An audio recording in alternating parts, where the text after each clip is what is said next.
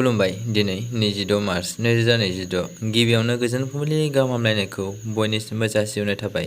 राशिफोरखौ फरायनायनि सिगां आंनिफ्राय आनान गसाइनिसिम आरज खालामनाय जायोदि दिनैनि साना बुहुमनि साफ्रोमबो सुबुंफोरनि थाखाय गाहामैनो गाहाम बारलांनो हायो।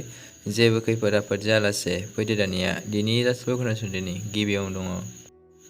मेष राशि रांखावरियारि मुलाम्फा जानायनि सम्भावना दं। मेष राशिनि खाफाल गोनां अनजिमाया 1।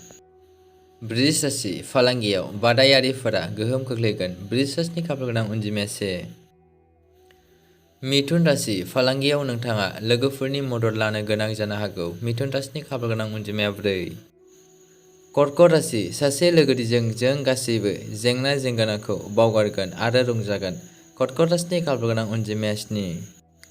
सिंह राशि फालांगियाव नोंथाङा खहा जागोन, सांग्रां जा। सिंह राशिनि खाफाल गोनां अनजिमाया 9। कन्या राशि लेनदेननिफ्राय गोजानाव था। कन्या राशिनि खाफाल गोनां अनजिमाया 8। तुला राशि फालांगिखौ फेहेरनायनि सोमोन्दै सानगोन। तुला राशिनि खाफाल गोनां अनजिमाया 5। वृश्चिक राशि मावख'आव खामानि मावनो हानाय नङा। वृश्चिक राशिनि खाफाल गोनां अनजिमाया 4। धनु राशि फालांगि आरो रां थिसननायाव गोख्रैथिखौ लासै लाखि। धनु राशिनि खाफाल गोनां अनजिमाया 2। मकर राशि रांखावरि मुलाम्फा जानायनि सम्भावना दं। मकर राशिनि खाफाल गोनां अनजिमाया 5। कुम्भ राशि नोंथाङा नोंथांनि साख्रिनि सोमोन्दै मोजां खौरां मोननो हागौ। कुम्भ राशिनि खाफाल गोनां अनजिमाया 2।